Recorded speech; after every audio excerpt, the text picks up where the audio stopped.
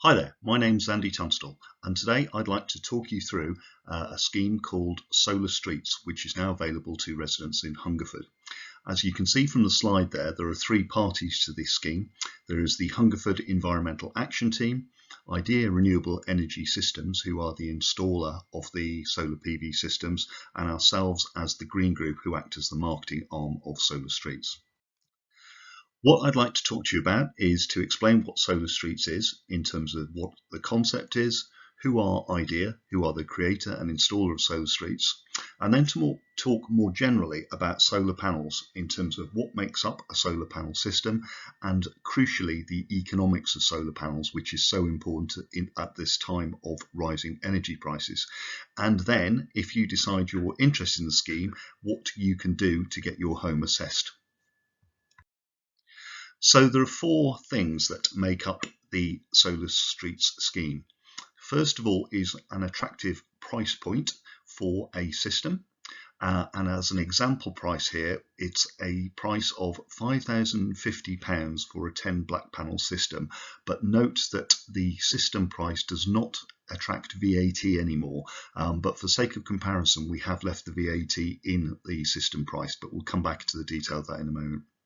The second thing is that each system is designed for your home and your specific circumstances. It is not a one-size-fits-all system, and each quote will specify the systems, any optional extras you want, and it will give you an estimate of how many units of electricity the system will produce and how you can use them, and therefore an estimate of the payback period on your investment. The third thing is that solar PV systems save on carbon emissions, and this is because they displace some of the electricity that comes into your home that still has a carbon intensity attached to it because there is still some fossil fuels used in electricity production. Again, we'll cover that later. So each system, a 10 panel system, will save something like 0.6 tons of CO2 per year from your home. And finally, each installation attracts a community fund donation of £50 for a residential property or £100 from a commercial property, which goes towards the sponsor, in this case HEAT, towards any sustainable project they decide might be appropriate for use in Hungerford. Let's look at the prices in a bit more detail. And as I say, the headline prices have all got VAT on them still, even though this no longer applies from the 1st of April. And that's simply to make comparisons easier. So a typical 10 panel system, which would be typical for a 3-bedroomed house in the Solar Street scheme, has got a cost price of £5,050 including VAT, or £4,810 excluding VAT, which is the current price you would pay. And that compares to what the Energy Savings Trust say is an average system installed for the UK, which is a larger 4.2 kilowatt peak system, and that's at a cost of £6,500. Ofgem also publish the average price per 1,000 kilowatts installed, and if you multiply that by the 3.7 kilowatt peak capacity of the system we're talking about here, they estimate that the average system would cost £6,024. So in short, a Solar Streets price should be one of the cheapest prices on the market. If we now look to a slightly larger house, a 4-bedroomed house with 12 panel systems, the headline Solar Streets price including VAT is £5,350 or £5,095 excluding VAT. Spirit Energy are quite a large solar supplier based in Reading, so quite near Hungerford, and they say that the average price of a 4 kilowatt peak system, so slightly smaller, is £5,875 including VAT, so there's a bit of a saving there, and that similar Ofgem figure works out at £7,414 including VAT. What we would say though is that if you're going to be spending, £5,000 on a solar PV system or £8,500 if it includes the battery as well, you should always shop around and see if you can get some comparative quotes. All we would say is that make sure that the quote that you get is similar in terms of the overall power capacity that is being installed, and that the other supplier has got similar credentials that IDEA have, which we'll go through in a moment. So let's talk a little bit about IDEA. So they're based in the southwest in Westbury in Wiltshire, and they've been trading since 2007, which is quite a long time in the solar PV industry. And it means that they've ridden the roller coaster of the different prices of systems and the various different subsidies that have been available as well. They're specialists in solar PV, battery storage and electric vehicle charging points, and they've installed over 1,000 systems from individual homes through to commercial premises, including schools, and what you might describe as utility scale solar farms that you see on the side of the motorway and so on. They're committed to helping customers take control of their energy bills in the fight against climate change. And as a result of the expansion of the Solar Streets project in particular, they've opened up further teams further east along the Thames Valley from October 2020. And as I mentioned, our little company, myself and my wife, the Green Group, acts as the marketing arm of Solar Streets. So I mentioned a little bit about credentials. So if you are looking at a different quote from a different company, make sure the company has got these type of credentials. First of all, they've got to be a member of something called the MCS, which is the Micro Generation Certification Scheme. This is important because, for one thing, it guarantees the quality of the installation, but more importantly, it ensures that you will be able to get some revenue for exporting your excess solar energy. If you haven't got an MCS certificate, you can't claim that export. Secondly, in the unlikely event that something happens to the company and either your deposit stands at risk of being lost, or if the company does go bust and cannot come out to any sort of warranty job, then they need to be covered by a consumer protection organisation. IDEA are a member of HICE, as you can see there, and the idea of this is that if you pay your deposit, if IDEA went under for some inexplicable reason, then HICE would refund your deposit. And similarly, if there was a problem during the warranty period and IDEA were not able to complete those free repairs, then HICE would make sure that that's done for you. And finally, because you're involved in construction here, it's important that any installer has the appropriate insurance qualifications.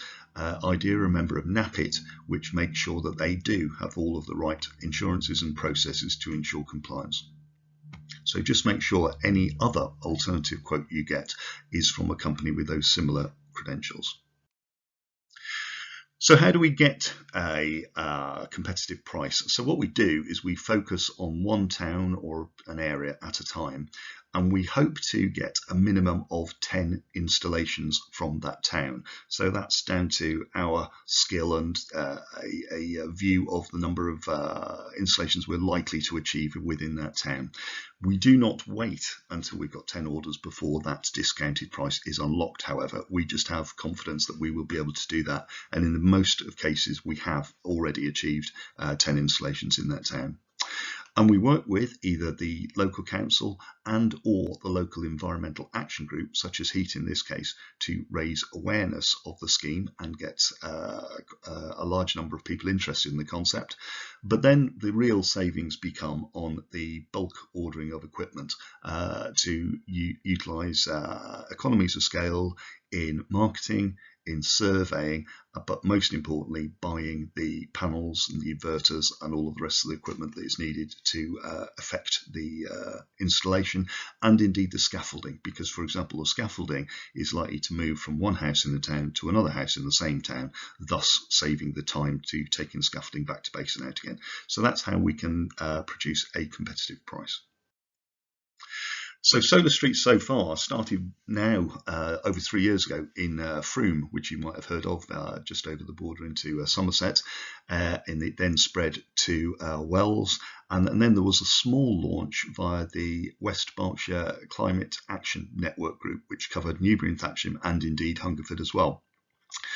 At that stage, we met with IDEA and we said, we think we can accelerate the number of towns you have on the scheme, and therefore the number of installations that would come out at the end of it.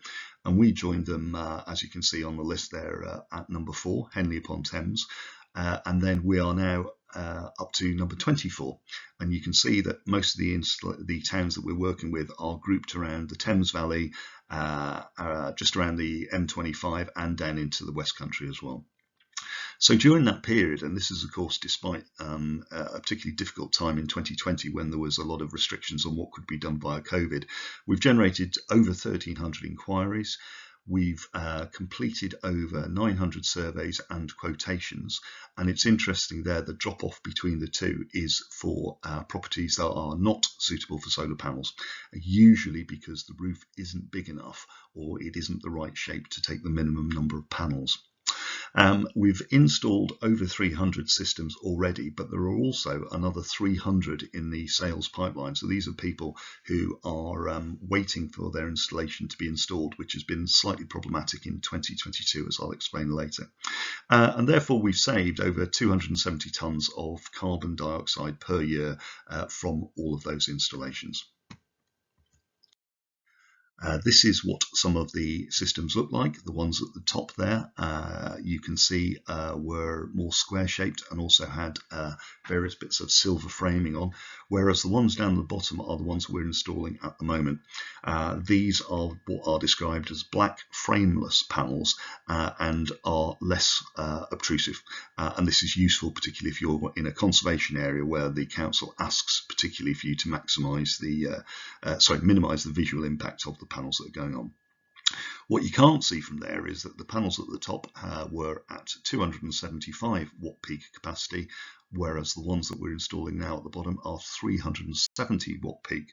So that means for the same roof area you can get more output from the systems we're putting in, or perhaps more practically it means that a smaller roof space can have a viable system with these more high output panels than were in the ones that were installed 3 years ago. And this is another installation. You can see there it's actually going over 2 roofs. And what's likely to be happening here is that there's both an east and a west facing aspect of the roofs to the house. So the owner here has decided to put panels on both. So they'd be getting the most out of the east facing panels in the morning and the west facing panels in the afternoon.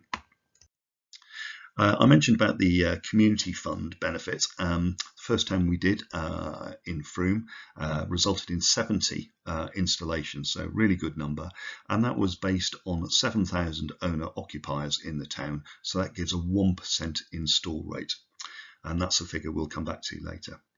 £50 for each of those installations generated £3,500, and it paid for half of what is the large installation that's going on right at the back there, just behind the scaffolding, at the town's YMCA Youth Club.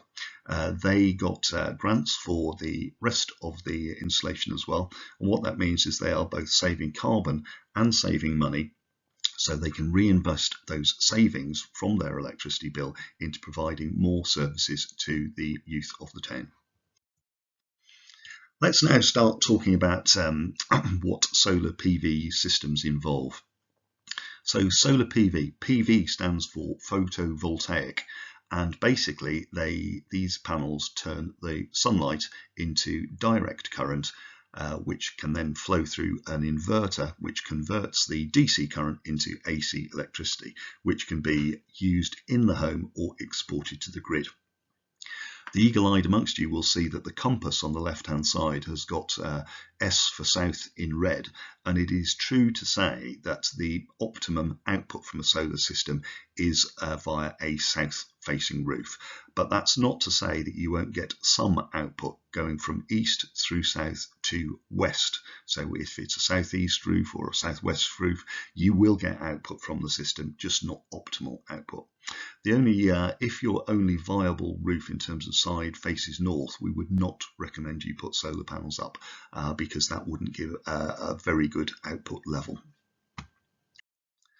It's no surprise, I guess, that you get the most sunshine hours during the summer months, so typically between May and August, but you do still get some sunshine in the winter months such as December and January.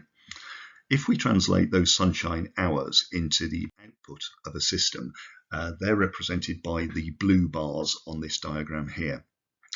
Unfortunately, our usage of electricity, partly because of the use of electricity for lighting in the wintertime, means that for the first 3 months of the year, January to March, it's likely your solar system will not produce enough electricity to meet all your needs. And that is the same between September and December as well. But in the spring and summer months, between April and August, it's likely that you will be producing more output than you can actually use yourself, and therefore you will have an excess, which you can decide what you can do with. But one of the things you could do with is to export that, and we'll cover that in a second. A little bit more about the panels. These are the ones we're using at the moment. They are called Longi 370 watt peak panels. They are basically 1 meter by 2 meters in portrait mode, and they weigh about 23 kilograms, but that is of course over 2 meters squared. The panels themselves are attached to the rafters on your roof, not the tires themselves, and they come with a 12-year product warranty. That means that if anything happens to them in 12 years and they're not working, they will be replaced free of charge. They also come with something called a 25-year performance warranty, and that is at 85%. So that means that after 25 years, they will still be able to produce 85% of what they did on day one. The ideal tilt angle for them is at 35 degrees, but that is not to say you won't get reasonable output if your tilt angle of your roof is lower or higher than that as well. These panels are bulk purchase panels, and so they come from one of the largest manufacturing sources of solar panels in the world, which is China. Some people are quite concerned about some of the ethical practices that go on to China, so we've looked at this by looking up a report on the ethical manufacturers of solar panels, and Trina, who are the parent company that make Longi panels, are in the top 10 at number 6, so they're one of the better people in terms of that record as well. Battery systems are very popular. Now, why would you want to have a battery as part of your system? Basically, because particularly if you are out all day, you might find it very difficult to use a big proportion of your solar system's output. And what a battery system will do is it will store that excess solar energy that you can't use yourself until you come home in the evening. And then when you come home and you start turning on your oven and using energy intensive appliances, it will use the battery stored electricity rather than using electricity from the grid. So therefore you will get a higher percentage use of your output using a battery. The typical one is a 5 kilowatt battery, costs about £3,400, weighs about 30 kilograms, is often mounted near the meter cupboard and where your fuse board is. And in terms of dimensions, they're about the same size as an old PC base station, so 48 by 44 by 26 centimeters.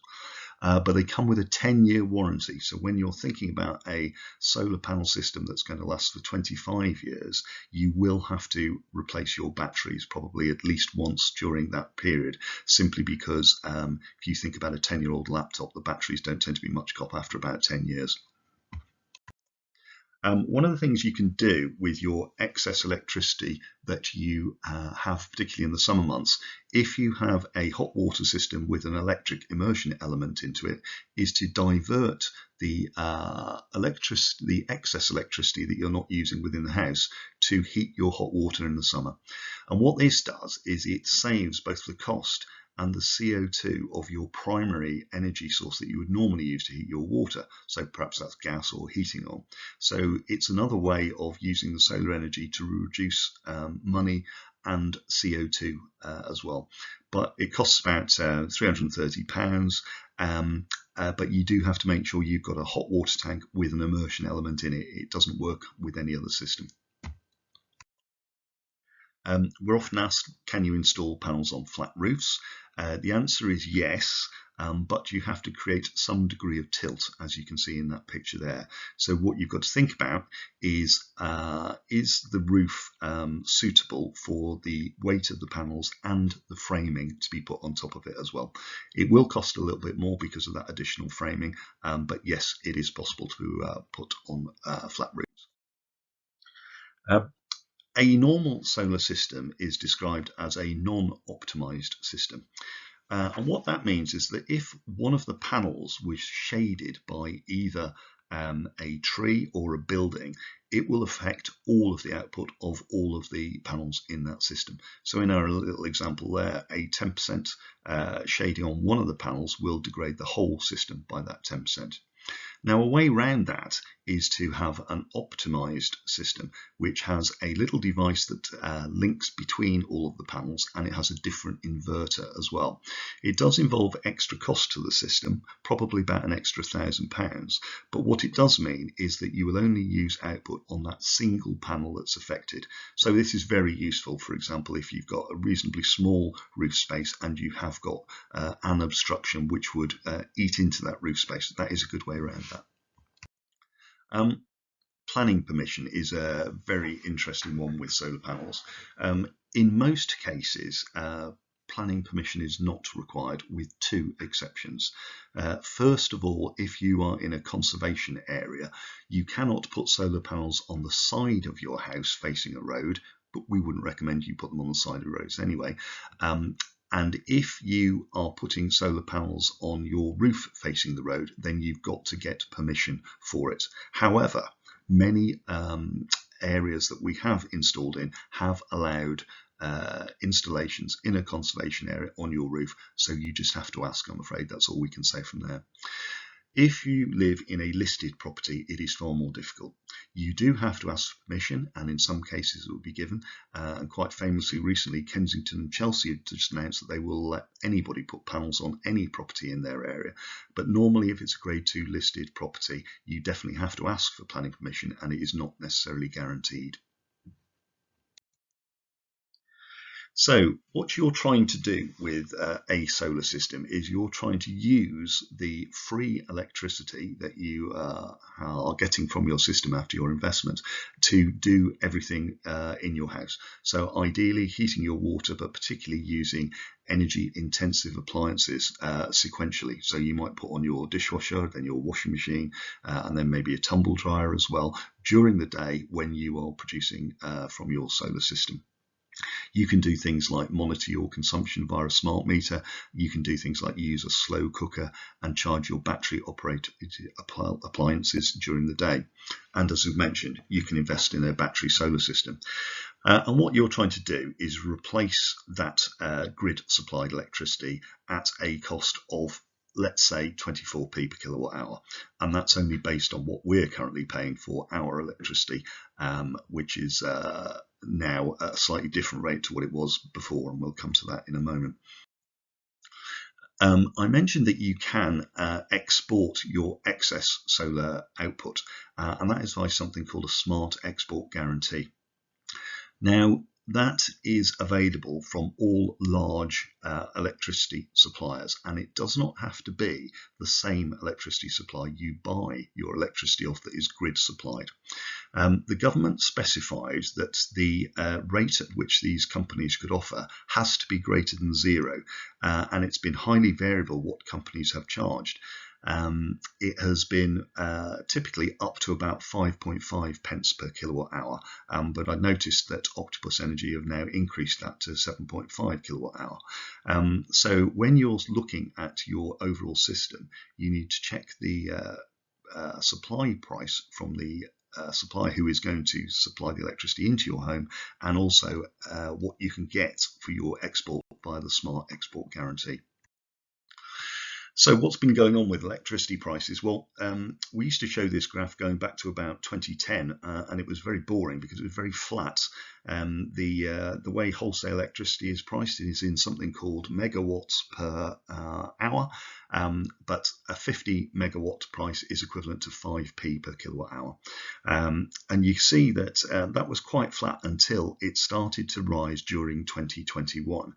And initially that was because of a cold winter in 2020 over 2021 in Europe and Asia, which reduced gas stocks and therefore drove up the prices of gas. There was also lower rainfall in some of the countries that use a lot of hydroelectric power, particularly Scandinavia, and even in the North Sea, lower than expected wind levels across the summer. So all of this meant that there was more use of gas to produce our electricity in the UK, and gas prices were rising. So prices gradually rose through 2021 and even led to the turning on of very dirty coal-fired power stations in the UK. And then into 2022, we've got the Ukraine situation, and Ukraine is both a conduit for a lot of gas, but is also a producer of gas to an extent as well. But more importantly, it's next to Russia, and Russia is the biggest gas supplier in the world. And we in the UK don't buy much Russian gas, and Europe did buy quite a lot of Russian gas, but is now trying to reduce that as well. What that does is have a knock-on effect to the price of international gas that's available, all of which fuels increases in wholesale electricity prices.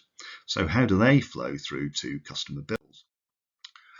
You'll have heard of something called the energy price cap, and this is the highest price that an energy company can charge for a dual fuel standard variable rate contract at average consumption of gas plus electricity. And that's gone up from something like £1,300 in October of last year to £1,950 in April of 2022, and it is forecast now to hit something like £2,800 in October 2022. So that's double. And at the same time, this increase in overall world commodity prices is also showing huge increases in the price of road fuels, such as unleaded and diesel, which are at record highs. And that, of course, flows through to put prices on the increases in prices on the cost of everything because of the inflationary effect associated. This is our experience. In October 2021, we were paying 16p per unit on a standing charge of 25p per day. And in March 2022, once the Ukraine effect had really just started to bite home, the unit rate went up dramatically to nearly 55p per kilowatt hour, and the standing charge went up a little bit. So our monthly cost of 105 went up to 199. And at the moment, I've just looked up our best offer. Our best offer is at 37p per unit. But note that the standing charge per day has gone up even further as well. So our total monthly cost is now £227 for electricity alone, because we don't have gas, which again is double what we were paying over a year ago. If you're interested in how UK electricity is made, there's this wonderful site called electricinsights.co.uk, and there you can see for any given half-hour period of a day, how much is the total demand, what is the wholesale price of it, and what is the carbon content of that electricity. And just to pick out a few things, this was early morning a few days ago, and you can see that solar was at 8%, wind was at 8%, nuclear was at 19%, which is relatively high for nuclear, I have to say. But still, 52% of our electricity was produced using natural gas, which has still got a relatively high carbon content in it. Good fun thing to watch if you're interested. The other thing that's happened very recently is that solar PV system prices have started to increase after a number of years of falling. And this is driven by increases in raw materials, particularly polysilicon, which has quadrupled in cost late 2021 over 2020. There have been increases in transport costs, both to the UK and to site, as we've seen by the escalating cost of road fuels. And I think, to be honest, there's a bit of a recognition by the solar industry that the price of energy that you are saving is so much higher than it was. The return on investment of solar panels is very, very strong at the moment, as we'll see. And therefore, I think they put their prices up a little bit as well. But there's also been some supply disruptions in 2022 due to precautionary lockdowns to control COVID spreading in parts of China as well. So that has reduced the supply of panels and inverters into the system, which has had an effect on prices as well. Let's do the maths on a payback calculation for a solar system. So let's pick a 10 panel solar system. It's got a capacity of 3.7 kilowatt peak, and it's got a cost, including that, of £5,050. So in the south of England, that will produce 3,273 units of electricity per year, which is similar to the average consumption of, say, a 3-bedroomed house. But as we saw earlier, you have this issue where you don't produce enough electricity in the winter and you have too much in the summer. The MCS microgeneration certification scheme estimate that 37% is a good number of the amount of the solar output you will use yourself if you are in the home most of the day as well. So that means that you would use 37% of that output, i.e. 1,211 units, and saving, and I've just put in 24p per kilowatt hour at the moment, saving £291 per year. The other 63% you could export to the grid, and let's say that you got 5.5 pence for it as well. That would be a saving of another £113. So putting the two together, you would save something like £404 per year, which if you divided that simply into the cost of the system would imply something like a 12-year payback. But actually the payback would be shorter than that simply because the electricity price will likely to continue to increase. And we've assumed here a very modest increase of 4% per year, which is very much lower than what we've seen over the last 12 months, but we don't expect that dramatic increase over the last 12 months to continue. So if that electricity price did increase by 4% per year, the break even on that system is something like 10 to 11 years. And the internal rate of return is 9%. And that even assumes that you've replaced the inverter at year 12, because that's one of the parts that will need replacing. The panels should be good for the rest of it. So, you know, a 9% return is still pretty good. And if the electricity prices went up to the highs that we've seen on some of the illustrations, they're up to about 55p, you'd be talking about something like a 5-year payback on your investment. You can get an estimate yourself by putting in a size of system into this model from the Energy Savings Trust, but bear in mind that their system costs are higher than the ones that we've got there. So you can do that and prove that calculation yourself. But as I mentioned earlier, your quotation from IDEA as a result of the Solar Streets purchase will give you that estimate in terms of cost, savings, and therefore break even over that period.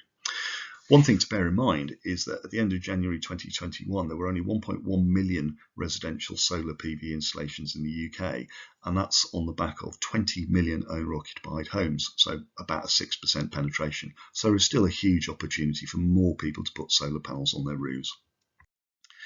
I mentioned that in our opinion, the current price and energy price and cost relationship in 2022 is the best since we've started doing Solar Streets. So if we compare 2022 versus 2019, the panel output has gone up by 35%, but the system prices have also gone up by 35% as well. But therefore, the cost per the capacity of the installation has gone up by less than that. But electricity prices have gone up by 60%. So the benefits have gone from something like £165 a year to the £404 that we were mentioning earlier, and therefore the nominal return dividing the benefit by the cost is gone from something like a 23-year payback to something like about 12 years. But as we mentioned, because of electricity price inflation, even that 12 years is more likely to be something like 9-11. But overall, that looks like the best return that we have seen over the last 3 years. So let's now look at Hungerford itself. So the town itself and the scheme does include villages within a 5-mile radius as well. Has got, using 2011 census data, which is the latest we've got at the moment, there are 2,600 houses in Hungerford. of which 1,692 are owner occupied. So if we apply that 1% sales rate, we'd expect to get at least 17 installations in Hungerford over a period of time, which would generate £850 worth of community benefit to spend on that sustainable project and save something like 15 tonnes of CO2 per year. We've been running the scheme for a little while, and we've only got more recent data, but what I can say is that we've already had something like 17 inquiries. We've completed 2 installations, and there are 7 more in the pipeline. So we're already quite a long way onto that minimum of 17 that we would expect from the project overall. So what happens next? Well, what we suggest you do at the moment is slightly different, because with the huge number of jobs that IDEA have got outstanding at the moment and the huge number of inquiries they had, currently they are unable to turn up and do a survey and install within a matter of weeks. We are talking a matter of months. So what we are going to suggest at the moment is that if you email us info@solarstreets.co.uk with your full address and contact number, put in the subject of your email Hungerford SSP inquiry. SSP is Solar Streets Project. If you can find out what your annual electricity usage is on the back of your bill, that would be useful, and then to state whether your family is usually in all day, in half day, out all day, then we will collect all of that information.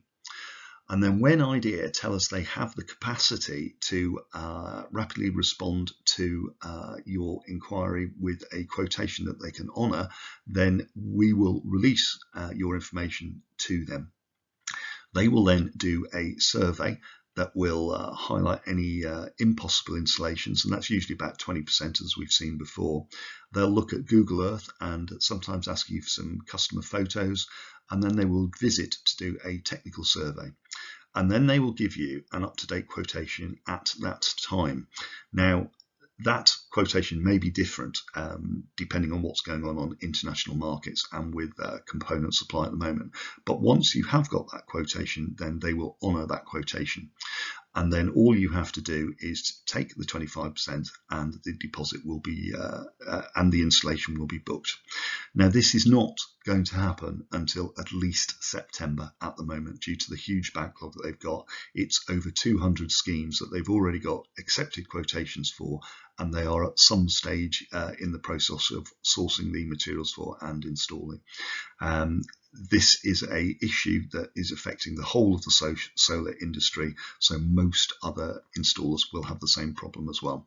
But we do have this route whereby you can register your interest, and as soon as it is possible to do so, they will get to you and provide that quotation and installation. And if you want to find out any more about this, then go to solarstreets.co.uk/Hungerford. It'll give you a few more details about the scheme and who are your local sponsors, which in this case is Heat. Here's where you'll see this recording, so you can go back and watch it at your leisure as well. And there are other videos on economics of solar panels and payback periods, and also one of a system being installed in Berkshire as well. If you've got any other questions, you can email us on info@solarstreets.co.uk or at the question and answer session at the town hall meeting. Thanks very much for your attention.